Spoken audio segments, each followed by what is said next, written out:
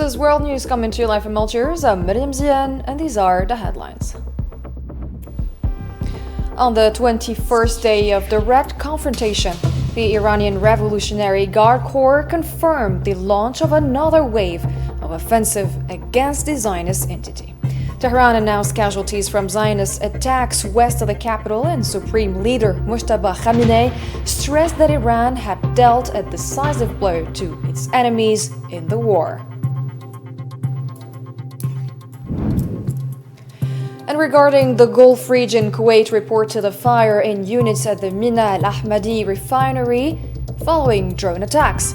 Saudi Arabia's Ministry of Defense confirmed intercepting and destroying 27 drones, and NATO announced the withdrawal of its mission from Iraq.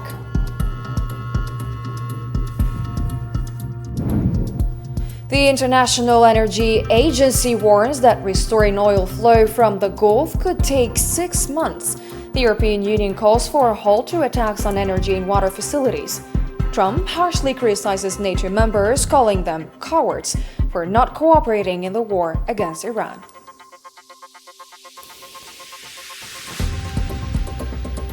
Hello there, and welcome back to the details of your nightly news. First, Iran's Revolutionary Guard announced its 69th wave of True Promise 4, targeting sites in Israel, including Tel Aviv, Acre, and Haifa Bay, using strategic and medium-range missiles and suicide drones. It said the strikes hit military support companies, defense industries, communication and radar centers, as well as U.S. bases in the region, including Ali al-Salam and Al-Kharj, used to supply and refuel F-16 and F-35 jets.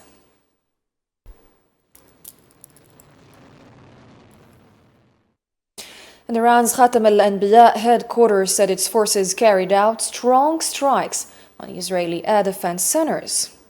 A spokesperson added that solid fuel missiles with heavy warheads were used, causing significant damage to satellite communication facilities. We delivered powerful strikes against the Zionist entity's air defense centers. In the 66th wave, we used solid fuel missiles and ultra-heavy warheads, achieving effective hits on the entity's satellite communications centers. An aircraft carrier worth $13 billion belonging to the enemy is fleeing from small Iranian boats.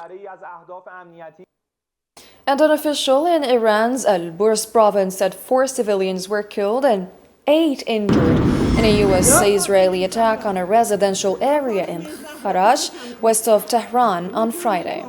Iranian media also reported explosions in western Tehran early morning, with air defenses activated.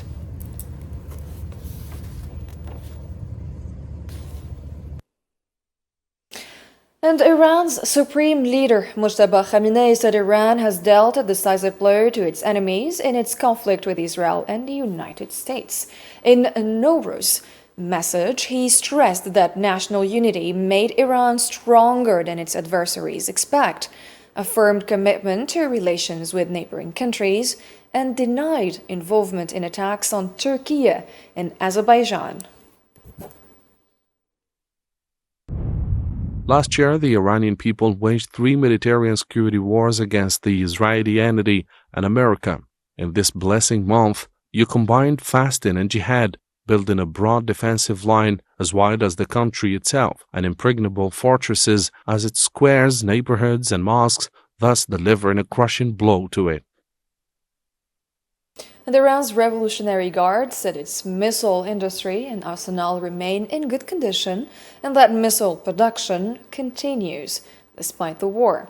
It added that Iran has surprises for its enemies and warned that the fighting could become more complex and intense as operations progress, hinting at possible escalation.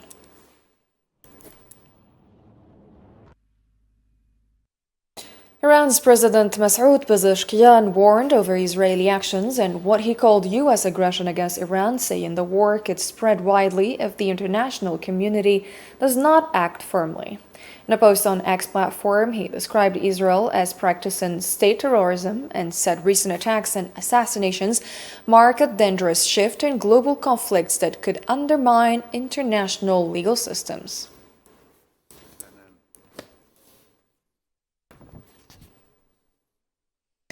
Iran's Foreign Minister Abbas Araghchi said any ceasefire must include guarantees to prevent future attacks, stressing that Iran has not negotiated or requested one and will not bow to pressure.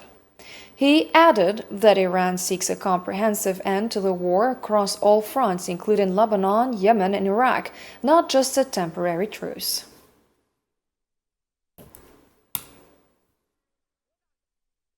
Also, Iran's Revolutionary Guard said its spokesperson, Brigadier General Mohammad Ali Naini, was killed in U.S.-Israeli airstrikes early Friday, according to a Tasnim report.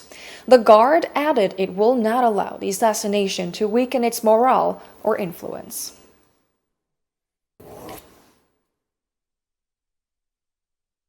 Iran's Tasnim agency reported that 16 commercial ships were destroyed in a U.S.-Israeli strike on Bandar Lenge port in Hormuzgan province. Local officials said the vessels owned by civilians were completely burned in the airstrike and were vital to local livelihoods, causing major damage to the community.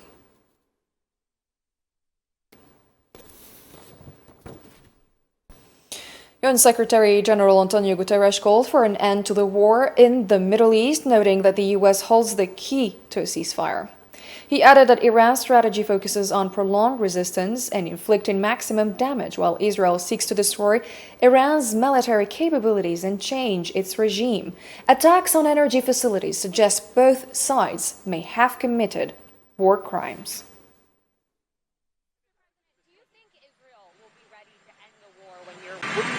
Well, look, we can have dialogue, but I don't want to do a ceasefire.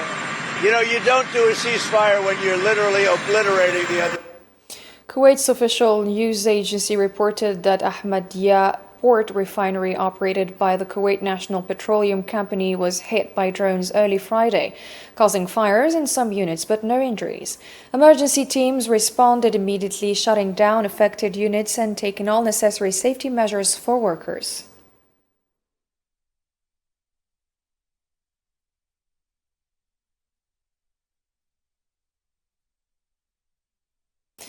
Saudi Arabia's defense ministry announced on Friday that it intercepted and destroyed 27 drones targeting the kingdom, 26 in eastern province and 1 in Al Jawf, according to the official spokesperson.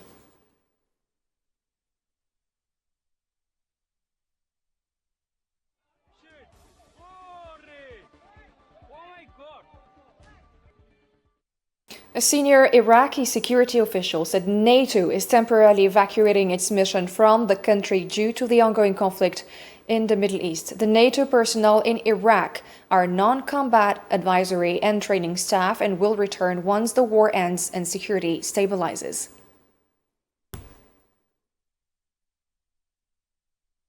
The chief of the International Energy Agency, Fatih Birol, said restoring oil and gas flows from the Gulf could take up to 6 months, warning of a potentially historic energy crisis. In an interview with the Financial Times, Birol noted some sites may take 6 months to resume operations, while others could take much longer, with about a fifth of global oil and gas supplies effectively trapped in the region.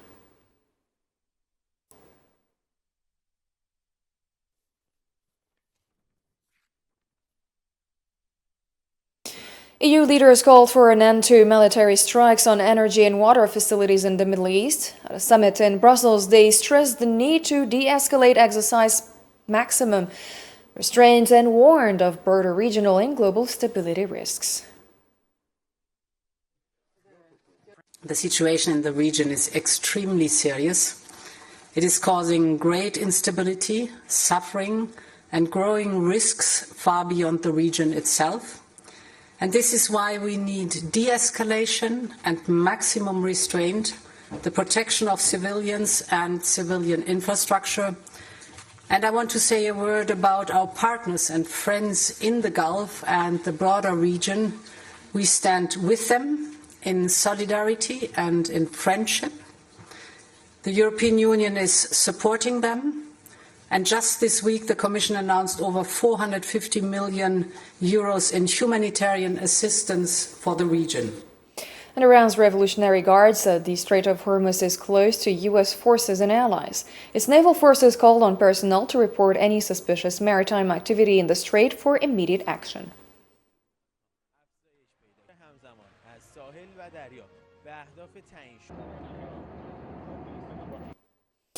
U.S. President Donald Trump called NATO a paper tiger without the United States. In a Truth Social post, he criticized NATO members for refusing to join a war on Iran, complaining about oil prices and not helping the U.S. secure the Strait of Hormuz, warning that America will not forget. Without the USA, NATO is a paper tiger. They didn't want to join the fight to stop a nuclear-powered Iran. Now that fight is militarily won, with very little danger for them. They complain about the high oil prices they are forced to pay, but don't want to help open the Strait of Hormuz, a simple military maneuver. That is the single reason for the high oil prices. So easy for them to do, with so little risk. Cowards, and we will remember. And China's Foreign Ministry spokesperson Lin Jian said China will continue engaging all parties in the U.S.-Israel-Iran conflict to support ceasefire efforts and regional stability. Lin Jian warned that the escalating Middle East tensions threaten regional security and global energy, finance, and trade, emphasizing that military solutions will worsen conflicts and calling for an immediate halt to hostilities. The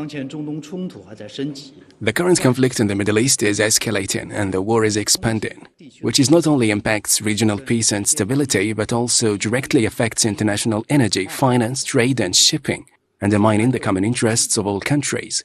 History and reality have repeatedly proven that force provides no solution. An armed conflict will only add new hatred. The parties involved should immediately stop military operations to prevent further deterioration of situation. China will continue to strengthen communication with all relevant parties to mediate a ceasefire so that peace and stability will be restored in the Middle East at an early date.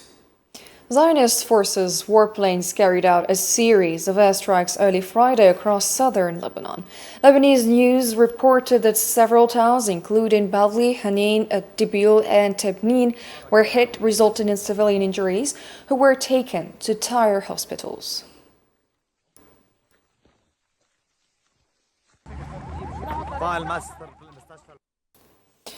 Hezbollah announced having targeted strategic sites and settlements deep inside the Zionist entity using rockets and attack drones. It also struck Zionist forces in 6 southern Lebanese villages such as Ayatrun, Markaba, and Aita Ashab, and hit a Merkava tank while repelling attacks near Khiyam prison, describing the actions as the Al-Asaf or Al-Asf al-Ma'kul battle to defend Lebanon and its people.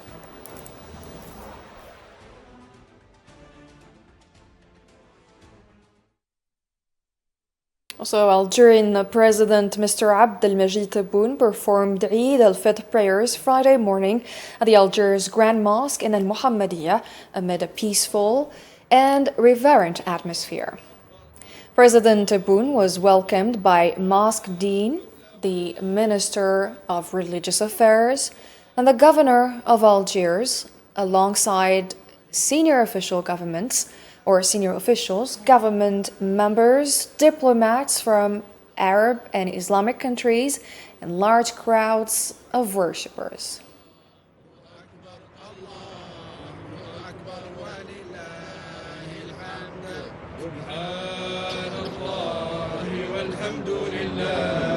الله أكبر الله أكبر اهدنا الصراط المستقيم صراط الذين أنعمت عليهم يا أيها الذين آمنوا لا تخونوا الله والرسول وتخونوا أماناتكم وأنتم تعلمون الله أكبر الله أكبر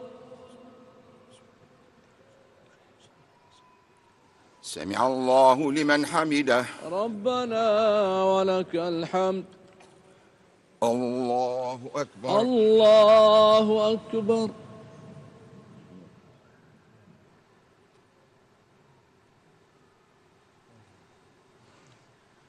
الله أكبر. الله أكبر. السلام عليكم. السلام عليكم.